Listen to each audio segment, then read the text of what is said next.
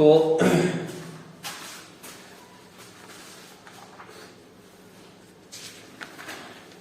कार्बनिक यौगिकों का संरचनात्मक निरूपण देख लेते हैं, ठीक है।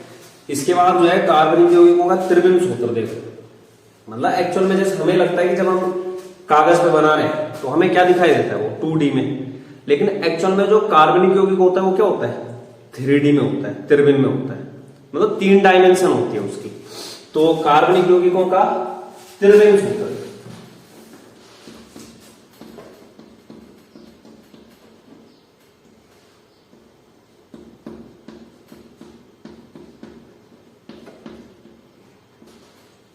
यौगिकों का क्या त्रिविम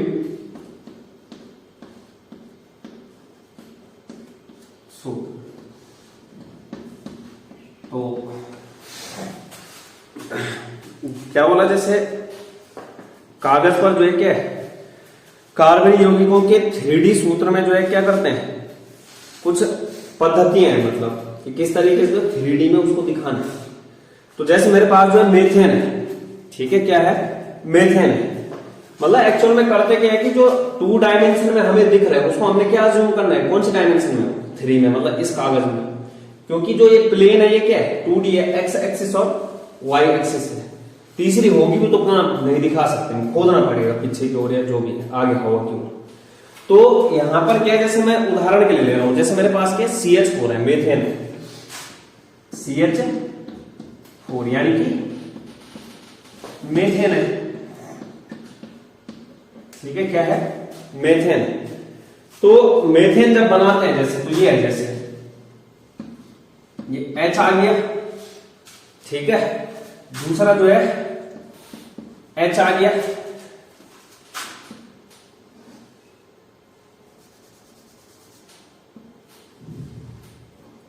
ये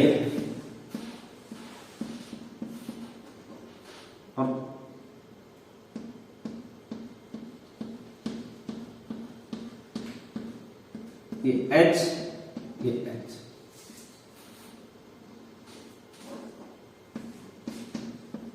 तो एक तो दिख रहा होगा कि इसको बोलते हैं डैश वेज बॉन्ड, इसको बोलते हैं सॉलिड वेज बॉन्ड।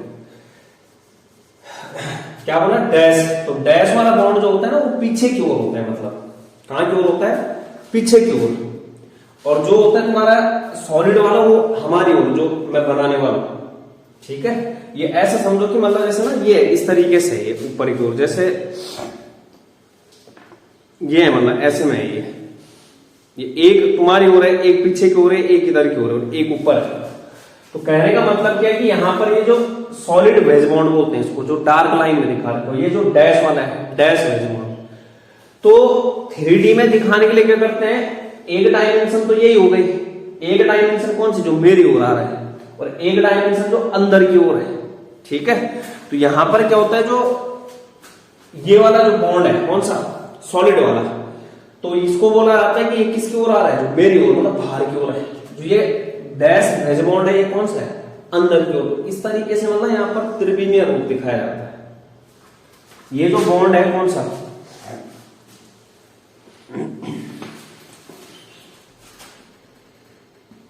ये है,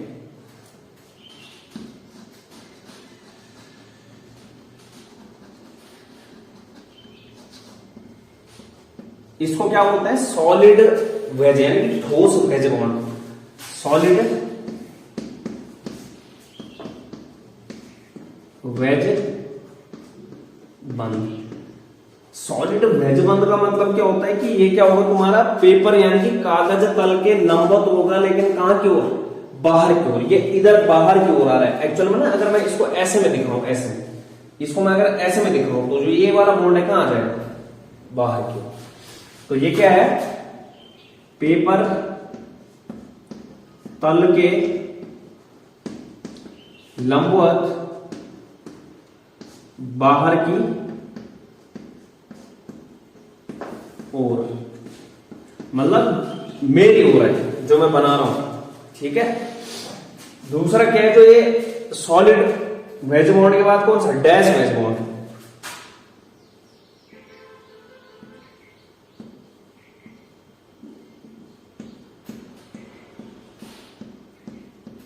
ये तो डैश वेज बॉन्ड, क्या बोलेंगे इसको, डैश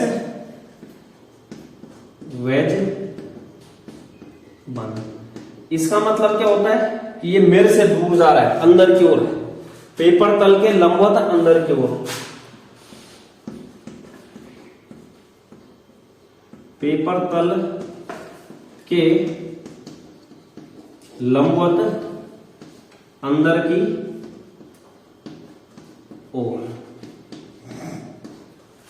पेपर तल के अंदर लंबवत की ओर।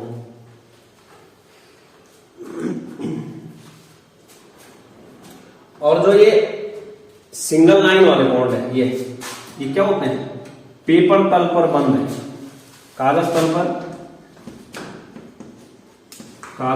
पर बने पर,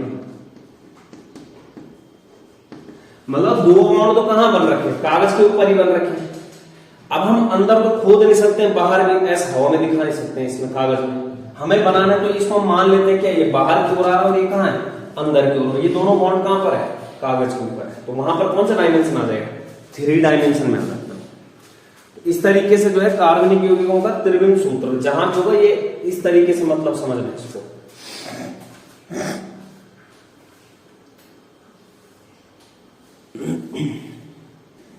इसके बाद है कार्बनिक यौगिकों का वर्गीकरण। क्या है, कार्बनिक यौगिकों का वर्गीकरण।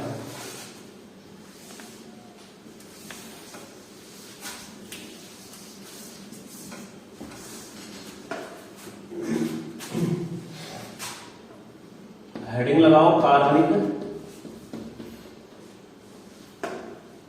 यौगिकों का वर्गीकरण, क्लासिफिकेशन। ठीक है, कार्बनिक यौगिकों का वर्गीकरण। तो देखना कार्बनिक यौगिक किस तरीके से होते हैं, 2 टाइप के होते हैं। एक चक्रीय कार्बनिक यौगिक होता है, एक अचक्रीय, मतलब बिना चक्र वाले। बिना चक्र वाले मतलब सीधी श्रृंखला वाले, ठीक है, जिनको विवृत श्रृंखला यौगिक बोलते हैं। एक समवृत्त, समवृत्त का मतलब वृत्त से घिरा हुआ, विवृत का मतलब जिसके पास क्या नहीं होगा, चक्र नहीं होगा, तो कार्बनिक यौगिक।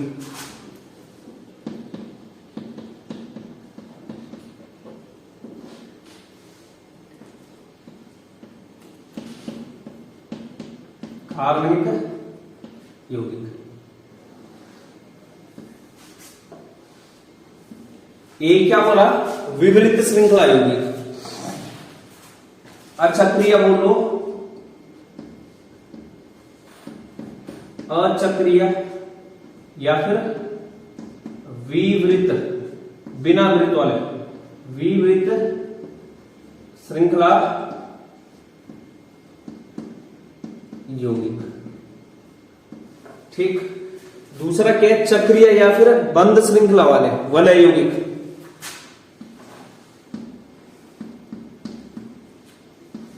चक्रीय या फिर बंद श्रृंखला वाले वलय यौगिक। ठीक है, तो अब देखना जो चक्रीय यौगिक होते हैं, ये भी जो है आगे 2 टाइप के होते हैं। एक होता है कार्बो चक्रीय और दूसरा होता है विषम चक्रीय। क्या बोला, जो चक्रीय यौगिक है वो भी क्या होते हैं, 2 टाइप के, एक समचक्रीय और दूसरा क्या बोला, विषम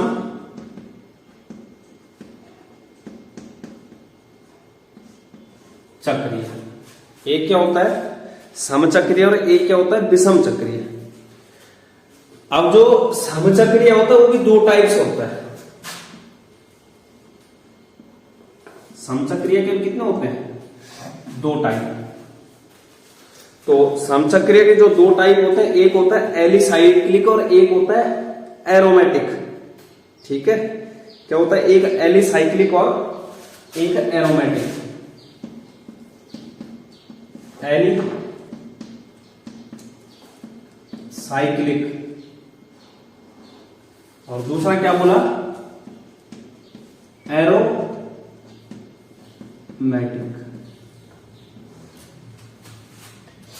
ठीक है, एली साइक्लिक और एरोमेटिक।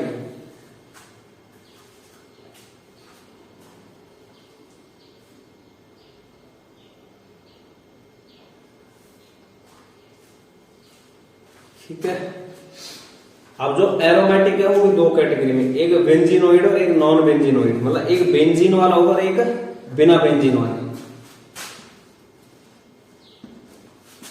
Benzenoid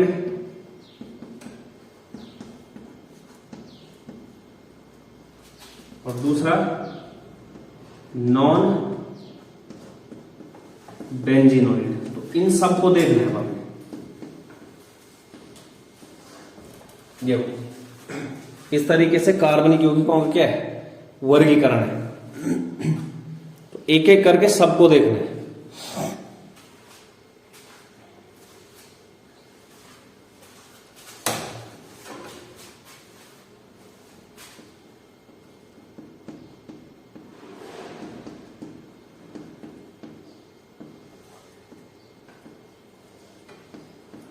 non benzenoid. अब पहला देखते हैं कौन सा कार्बनिक यौगिक। तो हमें पता है कि हाइड्रोकार्बन और उसके जो व्युत्पन्न होते हैं। उसके बाद पहला कौन सा, अचक्रीय विवृत श्रृंखला वाले यौगिक। अचक्रीय या फिर विवृत श्रृंखला। तो अचक्रीय या विवृत श्रृंखला यौगिक क्या होता है, जिनमें जो है कार्बन परमाणुओं की लंबी कार्बन चेन होती है। और दूसरी चीज क्या है कि जो कार्बन परमाणु होते हैं वो एक दूसरे से तो कनेक्टेड होगा, लेकिन जो प्रथम और लास्ट वाला कार्बन परमाणु होगा वो क्या होगा, एक दूसरे से नहीं जुड़ा होगा। क्योंकि अगर पहला और लास्ट वाला कार्बन एक दूसरे से कनेक्ट हो जाएगा वो क्या हो जाएगा, वो वलय वाला हो जाएगा। कहने का मतलब क्या है कि यहां पर क्या है, कार्बन परमाणुओं की लंबी श्रृंखला होती है। ठीक है, तो पहला पॉइंट है कार्बन परमाणुओं की लंबी श्रृंखला। ठीक,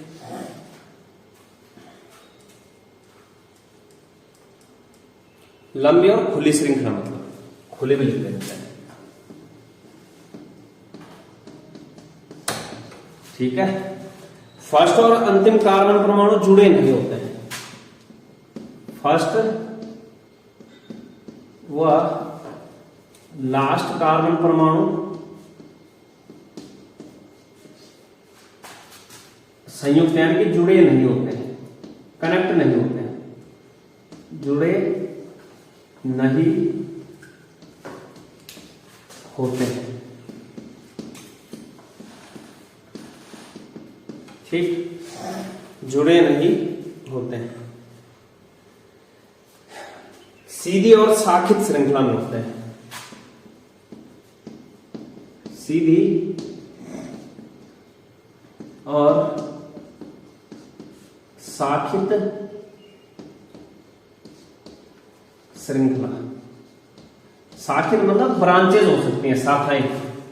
ठीक है, जो लंबी कार्बन चेन है उससे भी साइड से कोई साइड में कार्बन जुड़ा हो सकता है।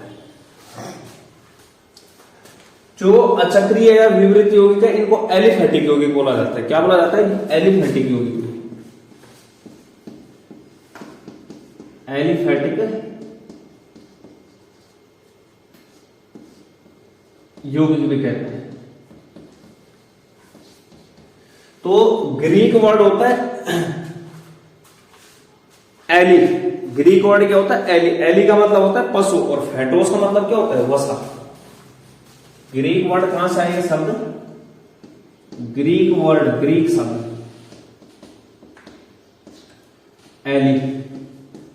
एली का मतलब क्या है, पशु, और फेटोस का मतलब क्या है, वसा, फैट। वसा। ठीक है, ये उदाहरण देखते हैं। जैसे ये है मेरे पास CH3 CH2 CH2 CH3, तो लंबी कार्बन चेन वाला गया। जैसे ये है CH3 C CH3 double bond CH2, ये भी क्या है एलिफैटिक, मतलब अचक्रीय, कोई चक्कर नहीं बन रहा है। लास्ट और प्रथम जो फर्स्ट और लास्ट कार्बन क्या है कनेक्ट नहीं कर रहे एक दूसरे से।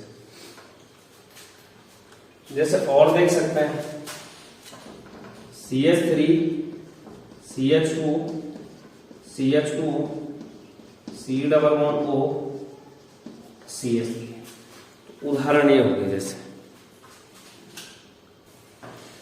तो अब देखना इस कैटेगरी में जो अचक्रीय विवृत यौगिक है इसमें कौन कौन से आते हैं। इसमें ना सजातीय श्रेणी के सभी यौगिक आते हैं। ठीक है, एक श्रेणी होती है सजातीय श्रेणी, जिनमें जो है CH2 का अंतर होगा। क्या होगा, CH2 का अंतर। सजातीय श्रेणी आती है, सजातीय श्रेणी के यौगिक।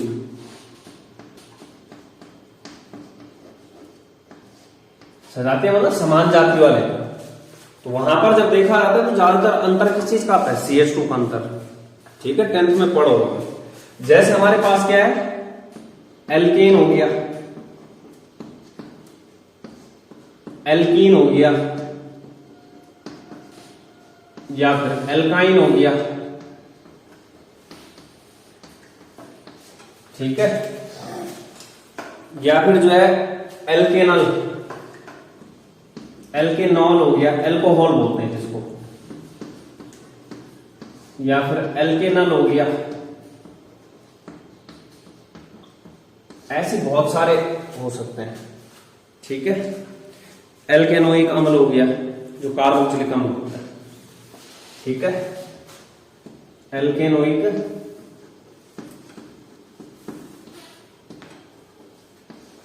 अम्ल, और भी हो सकते हैं इसमें आदि।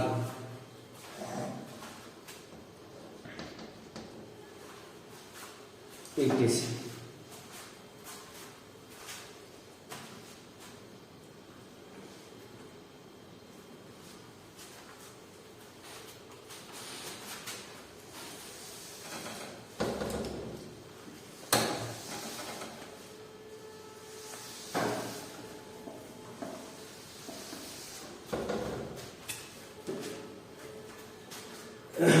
इसके बाद समृद्ध श्रृंखला या फिर चक्रीय यौगिक। क्या था, समृद्ध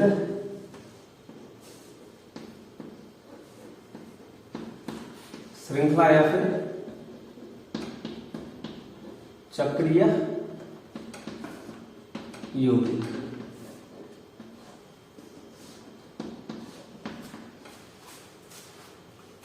क्लोज्ड चेन और साइक्लिक कंपाउंड।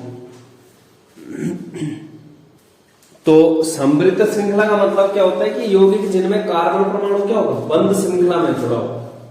ठीक है, और प्रथम और लास्ट कार्बन क्या होंगे, एक दूसरे से कनेक्टेड होंगे, जुड़े होंगे। तो यौगिक जिनमें कार्बन परमाणु, यौगिक जिनमें कार्बन परमाणु बंद श्रृंखला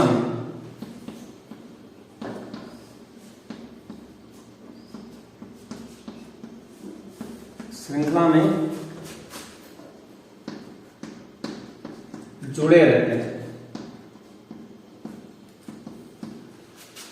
और दूसरा क्या है, फर्स्ट और लास्ट कार्बन आपस में क्या होते हैं, बंध बनाकर जुड़े रहते हैं। प्रथम और अंतिम कार्बन परमाणु एक दूसरे से बंध बनाकर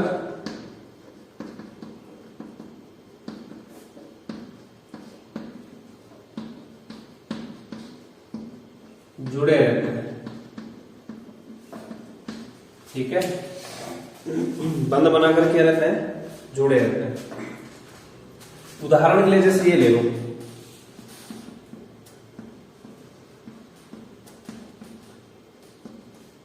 ये तो कोई से 1 2 3 पहला और तीसरा कार्बन आपस में जुड़ा है। ठीक है, बंध श्रृंखला में कार्बन के एक दूसरे से कनेक्टेड है। पहला और लास्ट कार्बन भी क्या होगा, कनेक्टेड, तो बंध श्रृंखला में।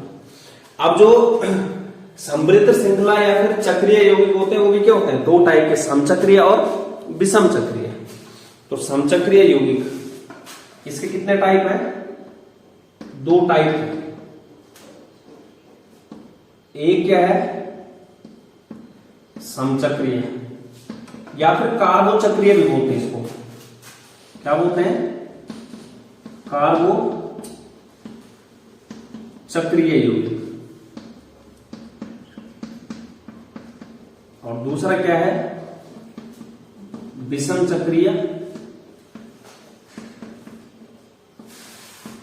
यौगिक। तो पहले बात करते हैं समचक्रीय की।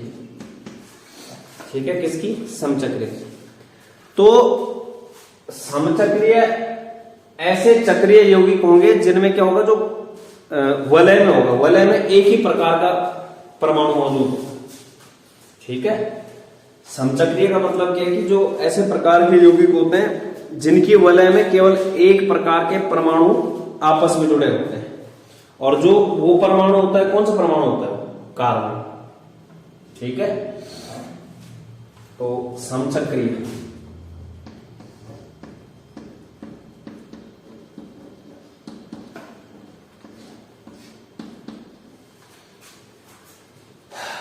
वे चक्रीय यौगिक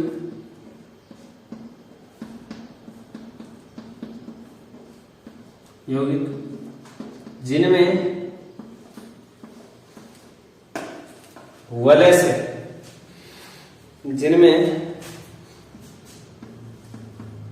से केवल एक प्रकार के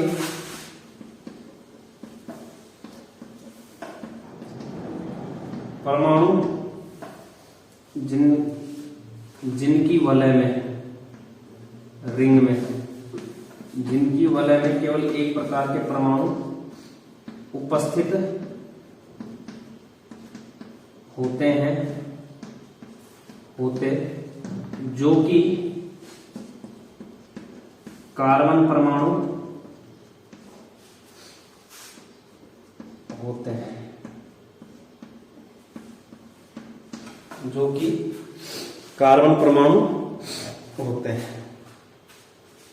ठीक है, तो इसके बाद जो है समचक्रीय यौगिक में जो है 2 कैटेगरी में डिवाइड होता है। एक कौन सा होता है, एलिसाइक्लिक और एक एरोमेटिक। ठीक है, एक एलिसाइक्लिक और एक एरोमेटिक। फिर एरोमेटिक बेंजीनोइड और नॉन बेंजीनोइड। ये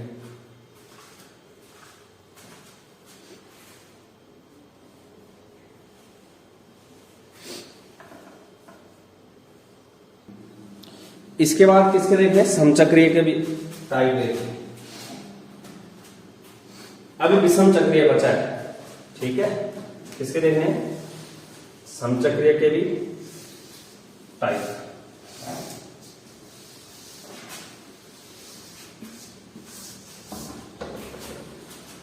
तो समचक्रीय कितने होते हैं, समचक्रीय यौगिक 2 प्रकार।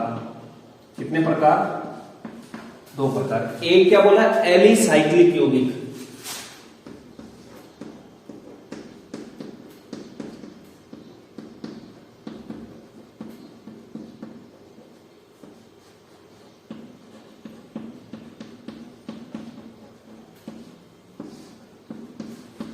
एलिसाइक्लिक यौगिक।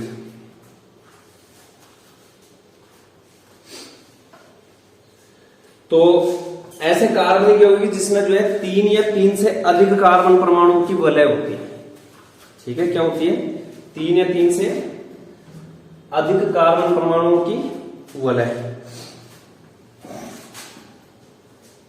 इन यौगिकों में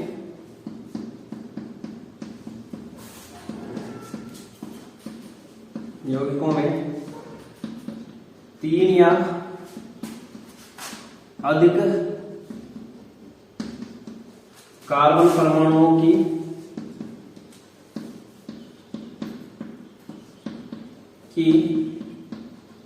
वलय होती है। और जब कार्बन परमाणु की वलय होगी तो वहां पर जो कार्बन परमाणु के मध्य में क्या हो सकता है? सिंगल बॉन्ड हो सकता है, डबल बॉन्ड हो सकता है, दो द्विबंध हो सकते हैं, मतलब। ठीक है,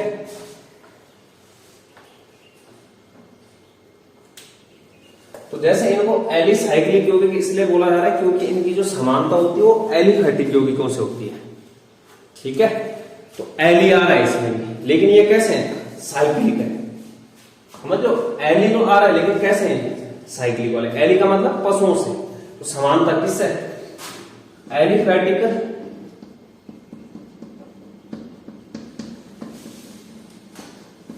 यौगिकों से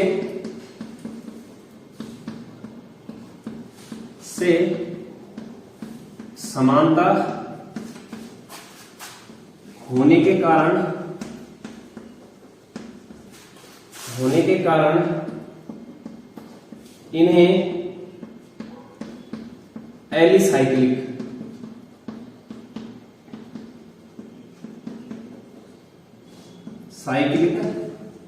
यौगिक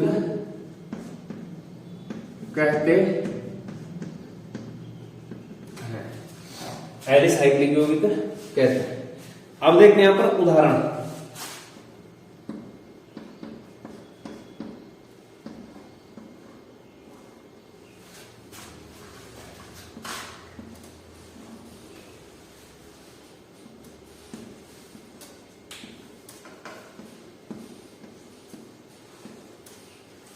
सारे साइक्लिक हैं।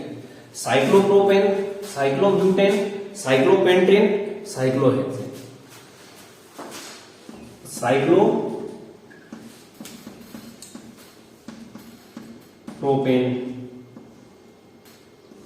साइक्लोब्यूटेन, साइक्लो क्या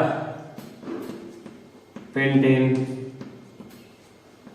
और cyclohexane. Cyclohexane,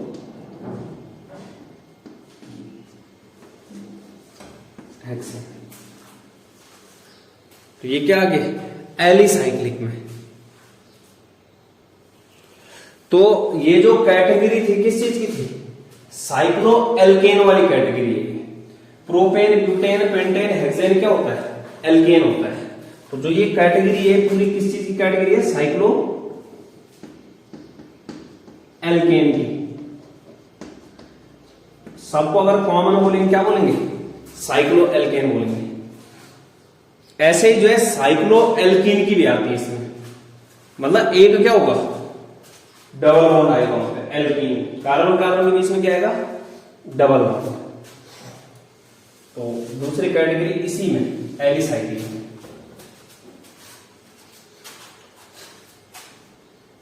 cyclo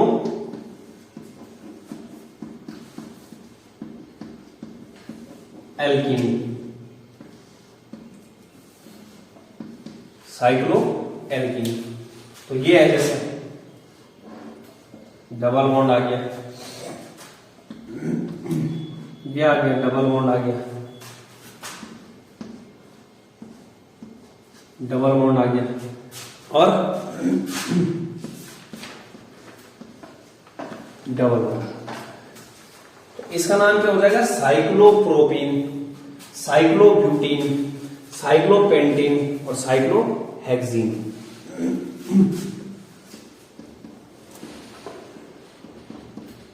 cyclopropene, cyclobutane, साइक्लोपेंटीन,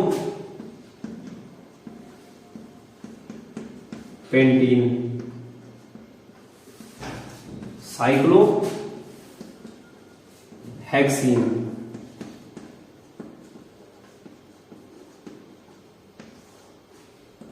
ठीक है, क्या बोला? सिंगल बॉन्ड भी हो सकता है, डबल बॉन्ड भी हो सकता है और दो डबल बॉन्ड भी। इन यौगिकों में क्या होगा? एक तो सिंगल बॉन्ड भी हो सकता है, एक और दो डबल बॉन्ड भी हो सकते हैं। तो सिंगल बॉन्ड वाले देख लिए सारे, एक डबल बॉन्ड वाले देख लिया, अब क्या बचा है? दो डबल बॉन्ड वाले।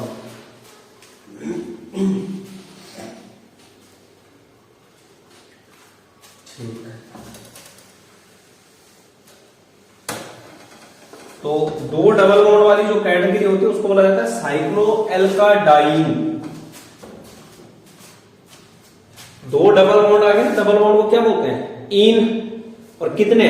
दो, तो डाई प्लस इन, डाइन होता है। कौन सी कैटेगरी है? साइक्लो एल्के या एल्काडाइन, साइक्लो एल्काडाइन। तो ये है इस वजह से।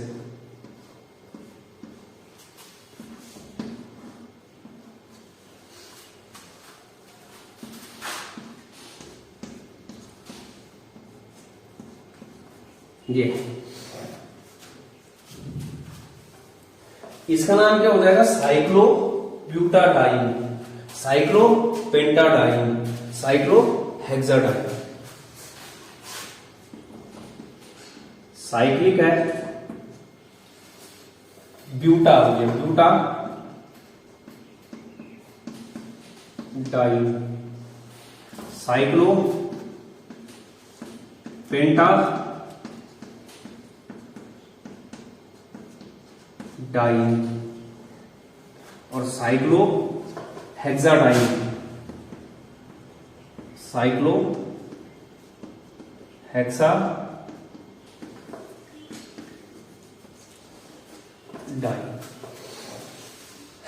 तो ये तो था एलिसाइक्लिक का। इसके बाद क्या है? एरोमेटिक यौगिक। और एरोमेटिक यौगिक कितने टाइप के थे? दो टाइप, बेंजीनोइड और नॉन बेंजीनोइड।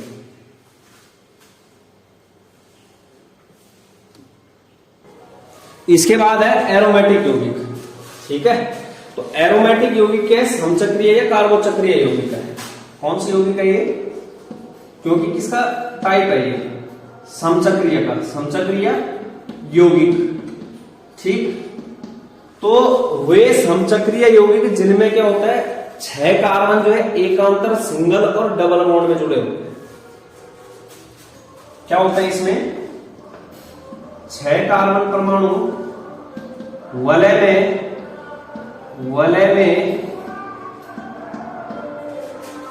एकांतर क्रम में सिंगल और डबल बंध से जुड़े होते हैं। अब एकांतर का मतलब एक सिंगल बॉन्ड होगा, उसके बाद डबल बॉन्ड, फिर सिंगल बॉन्ड, फिर डबल बॉन्ड। एक का अंतर मतलब प्रत्येक एक के अंतर के बाद क्या आएगा? सिंगल बॉन्ड, और प्रत्येक के एक के अंतर के बाद क्या आएगा? Double bond. एक एक अंतर। ठीक, अब जैसे जो है, जो एरोमेटिक यौगिक होते हैं, इनकी विशिष्ट गंध होती है। क्या होती है? विशिष्ट गंध। जो एरोमेटिक यौगिक है, एरोमा होता है ग्रीक वर्ड, और एरोमा का मतलब होता है सुगंध। ग्रीक शब्द क्या? एरोमा, जिसका मतलब क्या होता है? सुगंध। क्या मतलब होता है? सुगंध। एरोमा जिसका मतलब क्या होता है? सुगंध। इसलिए इनको क्या बोला जाता है? एरोमा, मतलब ज्यादातर एरोमेटिक यौगिक उन्हें बोला जाता है जिनमें बेंजीन वलय पाई जाती है। तो यौगिकों में, इन यौगिकों में बेंजीन वलय पाई जाती है, लेकिन ये जरूरी नहीं है, ये पूरा कंपलसरी केस नहीं है कि हम उन्हीं को एरोमेटिक यौगिक बोलेंगे कि जिनके पास बेंजीन हो। इसीलिए जो है कुछ ऐसे यौगिक आए एरोमेटिक यौगिक जिनके पास बेंजीन वलय था, उनको क्या बोला गया? बेंजीनोइड। और कुछ ऐसे आए जिनके पास बेंजीन वलय न होने के बाद वो क्या थे? एरोमेटिक, जिनको क्या बोला गया? Non benzenoid. तो यहीं से आई वो कैटेगरी। ज्यादातर क्या है कि जिनके पास बेंजीन वलय होगा उनको क्या बोला जाएगा? एरोमेटिक यौगिक तो है ही, लेकिन बेंजीन वलय के अलावा भी जो है कौन से यौगिक होते हैं? नॉन बेंजीनोइड, जिनके पास बेंजीन वलय न होने के बाद वो क्या होंगे? एरोमेटिक। तो यहां से क्या है, जिन यौगिकों में वे एरोमेटिक यौगिक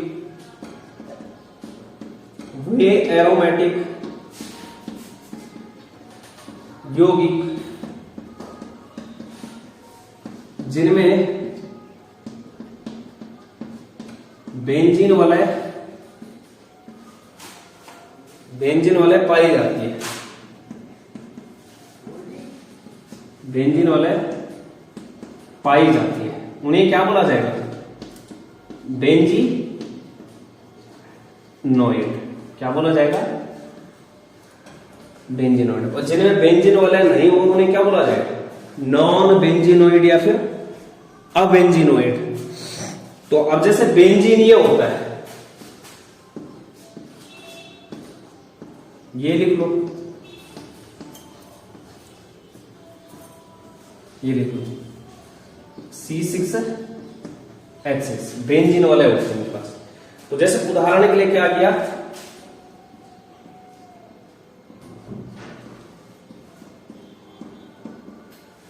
ये आ गया, ये क्या होगा? एरोमेटिक हो गया। जैसे खुद ही पहले बेंजीन हो गया, या फिर ये हो गया, ठीक है, या फिर ये हो गया, या फिर ये हो गया। तो जब बेंजीन वलय से NH2 जुड़ता है, इसको बोलते हैं एमीन समूह, इसका नाम होता है एनिलीन। क्या नाम है इसका? एनिलीन। अभी ना IUPAC नाम आएगा वहां पे क्लियर हो जाएगा। एनिलीन, ये क्या हो गया?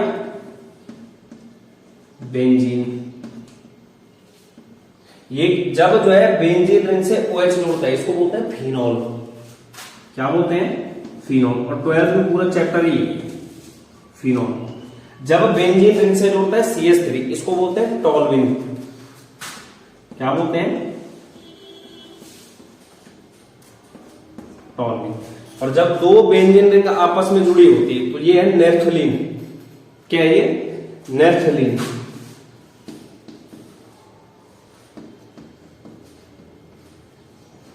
ये सारे के सारे क्या है? बेंजीनोइड की कैटेगरी में आएगा। इसके बाद है जैसे नॉन बेंजीनोइड, जिनके पास क्या नहीं होता है, मतलब एरोमेटिक होगा लेकिन जिनमें बेंजीन वलय नहीं पाई जाती, बिना बेंजीन वलय वाली।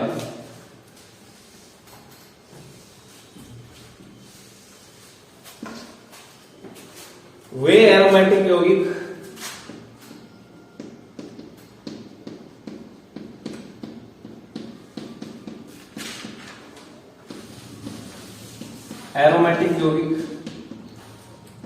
जिनमें बेंजीन वलय नहीं पाई जाती, उन्हें क्या बोला जाएगा? Non benzenoid. क्या बोला जाएगा? नॉन बेंजीनोइड यौगिक। Non benzenoid.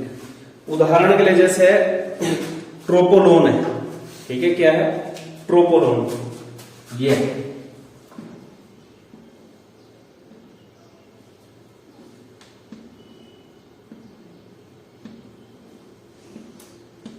ये ट्रोपोलोन,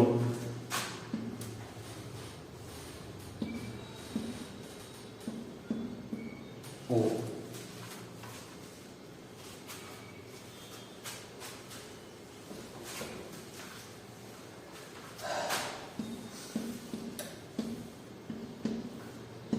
ट्रोपोलोन,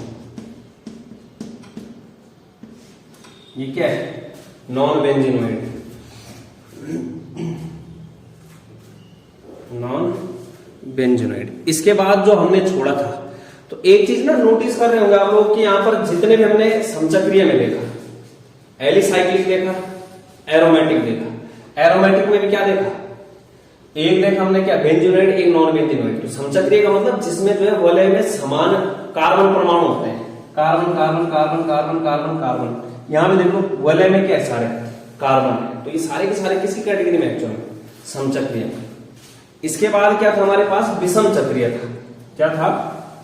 विषम चक्रीय। इसके बाद क्या बोला? जब हमने चक्रीय यौगिक देखा, चक्रीय यौगिक कितने टाइप के थे? 2 टाइप के, एक समचक्रीय था, एक विषम चक्रीय। अभी हमने क्या पढ़ा? समचक्रीय। अब क्या बच रखा है लास्ट? विषम चक्रीय बच रखा है। तो विषम चक्रीय में क्या होता है?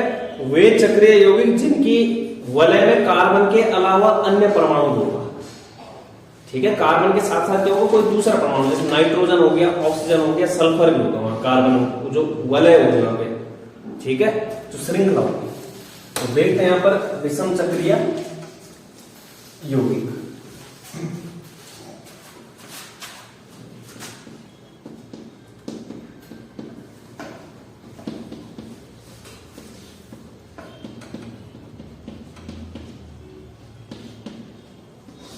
विषम चक्रीय यौगिक, हेटेरोसाइक्लिक यौगिक बोलते हैं तो इंग्लिश में। क्या बोलते हैं? Hetero cyclic compound. तो वे चक्रीय यौगिक, वे चक्रीय यौगिक जिनकी वलय में कार्बन परमाणु के साथ अन्य विषम परमाणु, नाइट्रोजन, ऑक्सीजन, सल्फर भी उपस्थित होते हैं। सल्फर उपस्थित होते हैं, उन्हें क्या बोला जाएगा? विषम चक्रीय यौगिक। विषम परमाणु बोलते हैं इनको। किसको? तो नाइट्रोजन हो गया, ऑक्सीजन हो गया, सल्फर। तो जैसे उदाहरण के लिए हमारे पास ये है,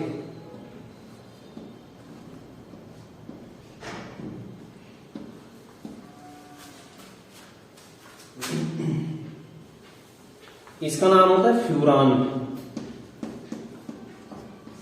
देखो यहां पर जो वलय है, कार्बन है, कार्बन है, कार्बन है, कार्बन, लेकिन उसके साथ क्या रखा है बीच में?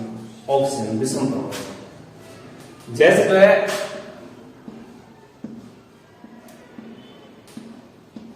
ये आ गया, इसको बोला जाता है थायोफीन। क्या बोला जाता है? थायोफीन बोला जाता है। कार्बन के अलावा क्या आ गया? सल्फर।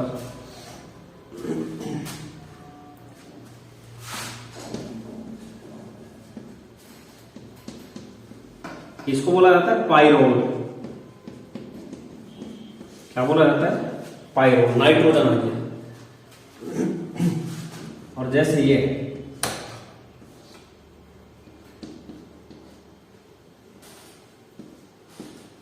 इसको बोला जाता है पिरिडीन। क्या बोला जाता है? पिरिडीन। तो कार्बन के अलावा जो है चक्र में क्या आ रहा है? अन्य विषम परमाणु भी आ रहे हैं।